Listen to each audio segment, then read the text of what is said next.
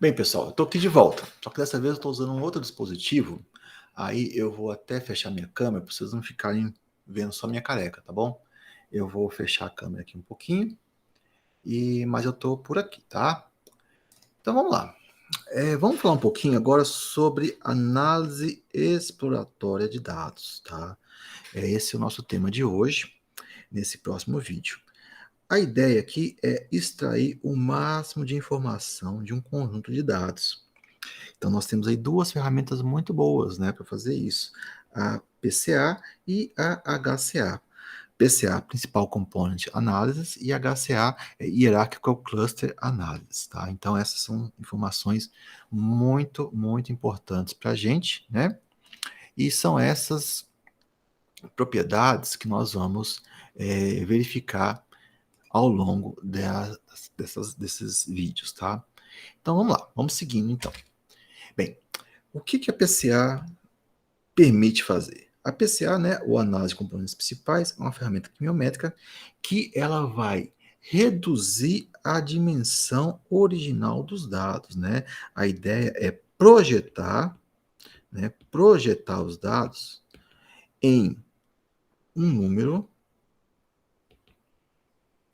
menor de dimensões, né? Então vejam que no exemplo 1, que eu mostrei lá para vocês, que é do PETA, nós temos 29 variáveis, né? Lembra que a gente tirou o Chromium biodisponível, que é todo zero, né? Então a gente tem lá 29 variáveis e a ideia, então, foi a gente reduzir, né? A ideia da PCA é reduzir esses dados e, com isso, a gente pode projetar esses dados em um número menor de dimensões. Essas dimensões são chamadas de PCs, né? Ou Principal Components, né? São as PCs.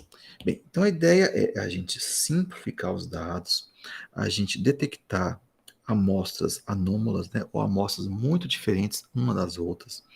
Permite a gente fazer uma classificação não supervisionado, tá? Essa classificação aqui, turminha, é não supervisionada, né? É claro que existem outras ferramentas que permitem que a gente faça classificações supervisionadas. Tem a SYNC, o PLSDA, o KNN.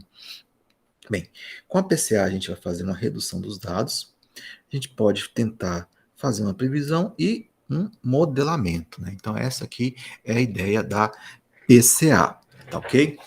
Então, seguindo, o que nós temos agora?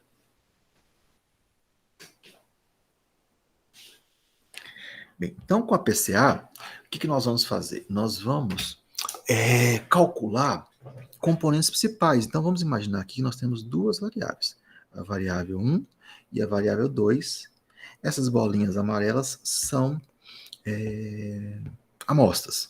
Então, a componente principal número 1, ela vai descrever a maior variabilidade dos dados, tá? Ela vai descrever a maior variabilidade dos dados. Então, a ideia é que ela passe pela origem, né? Então, aqui nós temos a PC1, ela vai descrever a maior variabilidade dos dados. Depois, nós temos a PC2, essa PC2, ela vai mostrar o quê? Ela vai mostrar a segunda maior variabilidade dos dados. Então, a grosso modo, a PC2 ela vai passar por aqui, né? Aqui está a PC2. E a ideia da PC2 é que ela tem um ângulo de 90 graus com a PC1. E por último, nós temos a PC3, né? A PC3, vou colocar aqui em rosa, a PC3, na verdade, não é por último, né? A gente está querendo dizer o seguinte: o que eu quero dizer aqui? A PC3 vai passar mais ou menos por aqui, e a PC3 tem 90 graus também com a PC1 e com a PC2. Então, a ideia aqui que nós temos é a seguinte, ó. A PC1, ela tem mais informação do que a PC2, e a PC2 tem mais informação do que a PC3, a PC3 tem mais informação do que a PC4, e assim por diante, né? E essas PCs são calculadas em ordem decrescente de informação. Bem, então vamos seguindo. Os componentes principais. Esses novos eixos são ortogonais entre si. Ortogonais significa que o ângulo entre eles é de 90 graus, né? Mas ortogonais significa que eles não se tocam, né? Não se tocam, né? Então, essas PCs, elas não se tocam. Se fosse perpendicular, elas se tocariam, né? Ortogonais, o ângulo é de 90 graus, mas necessariamente elas não cruzam uma pela outra, né? O ângulo aqui é 90 graus, mas não se cruzam uma pela outra. O que significa ortogonais? Significa que são completamente não correlacionadas, né? Então, a gente não tem nenhuma correlação entre elas. A ideia é que a PC1 explique uma determinada informação, a PC2 explica outra informação e assim por diante. Elas são calculadas em ordem decrescente da quantidade de variância que descrevem, tá? Elas são calculadas em ordem decrescente da variância que descrevem. E o que mais? O primeiro fator, né, a primeira PC, explica mais variância do que o segundo e assim por diante, né? Ó, aqui eu escrevi a palavra fator, né? A PCA, às vezes, é chamada de factor análises, né? Também vocês vão encontrar isso na literatura. E a PCA, ela descreve a dimensionalidade intrínseca do conjunto de dados, ou seja, se eu tenho lá 6 amostras, por exemplo, e 29 variáveis, e eu, com duas componentes principais, consigo descrever todos os dados, isso significa que a dimensão intrínseca daquele conjunto de dados, que é a matriz 6, né? Estou falando do PETA, 6 por 29, se com duas PCs eu consigo descrever isso, significa que, por exemplo, a dimensionalidade intrínseca desse conjunto de dados é 2, né? Ou seja, tem duas informações ali que são muito importantes, duas informações ali que são imprescindíveis para o entendimento dos dados. Bem, então vamos seguindo então. Componentes principais. Elas são sempre calculadas no número menor que o número de variáveis originais, né? Então, se a gente tem lá 6 amostras, 29 componentes, 29 variáveis, então a ideia é que a gente use, né? A gente calcule uma quantidade menor de componentes principais, tá? A direção que melhor explica os dados é a primeira componente, né? É a PC1. PC1. E a base do cálculo da PCA é a gente calcular autovalores e autovetores de uma matriz de variância covariância. Tá? O que significa isso? É isso que eu quero mostrar para vocês aí nos próximos slides que eu vou mostrar para vocês. Então, bem, quando a gente fala em dimensionalidade intrínseca, a gente está falando de posto de uma matriz. O que é o posto de uma matriz? É o número de linhas ou colunas linearmente independentes. Então, se eu tenho lá uma matriz que é 6 por 29, e se eu digo que o posto dela, posto é 2, significa que tem duas informações muito importantes ali. Tá? O resto é informação redundante, é informação que não está dizendo, não está trazendo novo conteúdo para os dados, né? Então a PCA ela vai reter o que é sistemático, né? A informação sistemática dentro do conjunto de dados.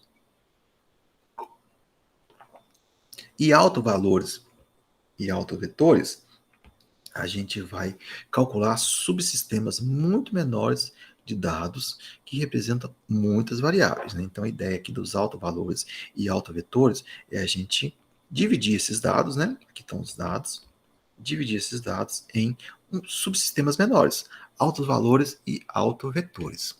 Bem, então para isso, vamos voltar lá naquele nosso velho exemplo da Química Nova, né? O exemplo número 1 do PETA, foi publicado em 2006 pelas professoras lá, a Maria Olímpia e mais um conjunto de colegas, né? Então, só voltando, nós temos então aqui 6 amostras, as amostras de 1, 2, 3, 4, 5, 6. São 6 amostrinhas de sedimentos que foram calculados, foram calculadas não, foram coletadas, né, ao longo do rio Petá, do rio Betari, né, rio Betari. Bem, aí nós temos algumas coisinhas aqui críticas, né? Olha, a gente tem aqui uma estrelinha, outra estrelinha, outra estrelinha, outra estrelinha, e essas estrelinhas são minas de chumbo abandonadas. E eles fizeram 30 variáveis, só que dessas 30 variáveis, estamos trabalhando, né, com 29.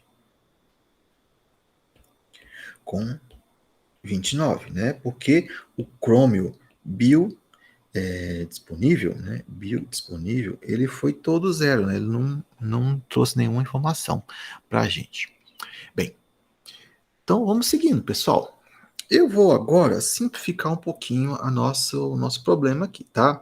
Eu vou trabalhar com duas variáveis, a argila e o crômio biodisponível. E depois a gente vai lá para o octave e a gente vai trabalhar com todas as variáveis, tá? Bem, o que eu vou fazer aqui? Aqui estão os dados originais, ó, das 6 amostras, a argila e o crômio biodisponível. Né? Desculpa, o cádmio biodisponível. A argila está em porcentagem, o cádmio está em ppm. Então agora aqui eu posso calcular a média e o desvio padrão, né? O desvio padrão de ambos os resultados, né? Aqui está a fórmula de novo, né? Da variância. A covariância, ó, o que é a covariância? A covariância, deixa eu mostrar mais um slide aqui para vocês, é a cada valor menos a média, né? Então a covariância vai ser cada valor menos a média vezes cada valor vezes menos a média para a argila e para o cádmio. Tudo isso multiplicado dividido por n menos 1. Ó, essa tabela aqui mostra os resultados, né? Então, como são, no caso do cádmio, concentrações, na argila também, porcentagem, né? Aqui está em porcentagem, aqui está em miligramas por quilo. Primeiro, eu vou autoescalar os dados. Autoescalei os dados. Olha, eu peguei cada valor e dividi, né? Por exemplo, o 0,0 menos a média, 3,08, dividido por 2,06. Aí eu chego em menos 1,50, que está aqui. Bom, então aqui estão os dados autoescalados. Aqui estão cada valor, né? Menos a média, dos dados autoescalados, né? Ó, cada valor menos a média dos dados autoescalados. Então, menos 1,5 menos 0 a menos 1,5, né? E assim por diante. Aí eu tenho esses dados, eu vou fazer essa multiplicação que eu estou mostrando aqui para vocês com a caneta, tá? Bem, aí eu somo tudo isso, divido por n menos 1, né? Divido por 5, eu chego então na covariância. Essa é a covariância dos dados. Eu vou parar esse vídeo por aqui, daqui a pouquinho a gente continua com essa historinha, tá? Para não ficar muito longo. Me aguardem.